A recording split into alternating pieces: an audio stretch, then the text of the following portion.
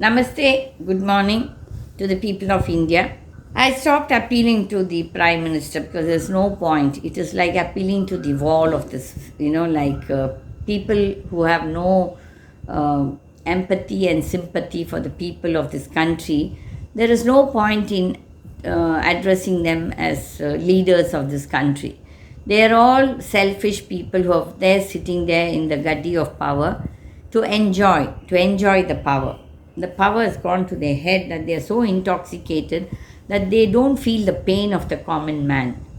Today, the economy is in such a mess, but these people are saying we are the third largest economy. There's no point if the people in the country are not enjoying it. The farmers are suffering. There is no relief given to the farmers. They have just not bothered. See, it is almost a month since this government has come. The agriculture minister is Mr. Shivraj Singh Chauhan. Has he bothered to call the farmer leaders or farm leaders and talk out with them to solve their problems? No. They're all busy with their own power politics. And whether it's the prime minister, when the opposition party, Rahul Gandhi, whether he is a good person or bad person, he has said, let us discuss. But the ruling dispensation doesn't want to discuss about it, so they are creating a ruckus. And then what happens? The opposition is also creating a ruckus. And what happens at the end of the day? The parliament time is wasted. And whose money it is? It is the taxpayers' money. The honest taxpayers' money is being wasted in running this parliament, which is of no use. All the speakers from the opposition have touched on the need, but there is no word from the people in the power. The ruling dispensation doesn't want to accept the realities. If they are at fault, they don't want to accept it. This is the scenario today in the country. They don't want to talk about Manipur. I don't know what is the big ego of the Prime Minister, that he is sitting high and mighty, that, he can say sorry. All of us do some mistake in our lives. And accepting it and saying a sorry is more humane than being arrogant. This man is being arrogant. That is why the people in Kasi have taught him a lesson. It's actually a tight slap for him. If I was in his place, I would have looked at it, why 3.5 lakh people have not voted for me. But he doesn't seem to be even just a wee bit moved about it. He's quite happy saying, I am the Prime Minister, I have been elected the third time. But ask him to ask his conscience. His conscience will say, nobody, you have not been elected by the people, you have thrust yourself on the people. This is the fact. This is the real scenario. Everywhere there is confusion and commotion. I don't know why the opposition party is not raking up the issue of there are 140 seats, or if some people say 140, some people say 70, more votes than the polled votes, then why an enquiry is not asked for? Why these people are just keeping silent? It is not good for the country. Such crooks coming and sitting in the parliament as parliamentarians. If they have lost, let them get out and be out. This is what is the real thing. But unfortunately, this opposition is also not really driving to the point that they have to drive. Correct that, Rahul Gandhi is being an effective opposition leader and talking a lot of things. But I don't understand why the Prime Minister doesn't have the patience and why he wants to demean them by saying, Balak Buddhi. Okay, they are Balak Buddhi. What is your Buddhi? Your big Buddhi? They are Balak Buddhi. So, what is the Buddhi of the Prime Minister or the Home Minister? Is in no way any better. At least the youngsters are doing a better job than y'all. At least, Rahul has rushed to Hathras and met the people. He's at least empathizing. But you, Mr. Modi, have not even bothered to even talk or even go there. Otherwise, you would have run. Because this time the you people didn't vote for you. You are angry. You want to punish them.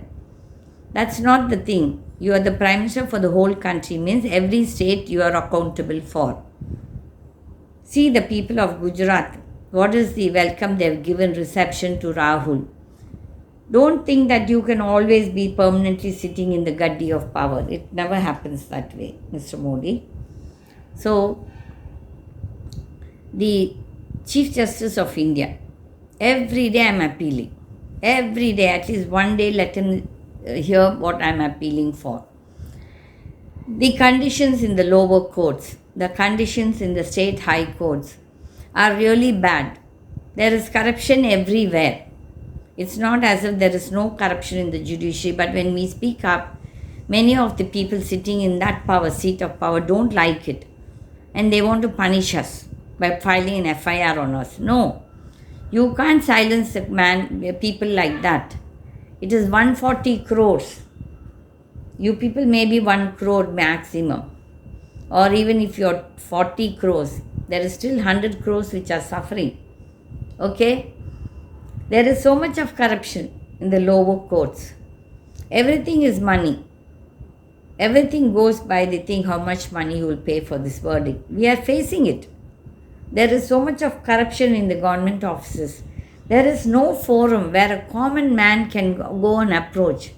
There is no point in this DVACs or local GITAs or all these places because the response is so slow. Whom are we complaining? We are complaining on the most powerful, or even if you're 40 crores, there is still 100 crores which are suffering. Okay?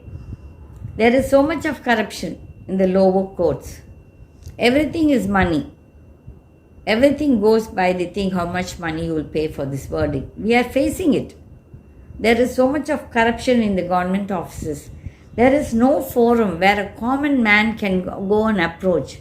There is no point in this DVACs or local GITAs or all these places because the response is so slow. Whom are we complaining? We are complaining on the most powerful politician or the most powerful bureaucrat. We can't fight them as one individual. And how many people will join? Everybody is busy with some problem or the other. I wish one justice who hears this takes up these corruption cases so moto. There was one judge in the High Court of Chennai, Madras, who took up, and it was again all the corrupt rascals commenting on him, talking nonsense. And even his own colleagues, stand with anybody who is honest. This is the sad state of this country, Mr. Chief Justice of India. You have to look into it. It's not as if you don't know. People are suffering. Don't let the people, go out of control. It is high time we educated people have a self-realization and try to solve these problems. The need of the hour is to eradicate the cancer called corruption. All these bureaucrats, even the judiciary, the politicians, everybody who's corrupt need to be punished. And where is that forum? And it has to come soon, not when all the damage is done. Already the damage is big. But still, if there is a will, there is a way. We can get this eradicated. So my humble appeal to the Chief Justice of India, because you are talking so much, you are saying so much, but we can't come and meet you. You see, we commoners cannot come and meet you. We don't have the resources, nor do we have the way. If you hear my appeal, please ask us why we are saying all this and what is the problem. You are sitting in that seat of power to solve the problems, to deliver justice. But justice delayed is justice denied. You all talk about it, but when it comes to implementation, it's not done. Cases are going on for years together, 15, 20, 30, 40 years. No end to it. No end to it. I'm really sorry. This is not the way the justice system should prevail. Thank you. Namaste.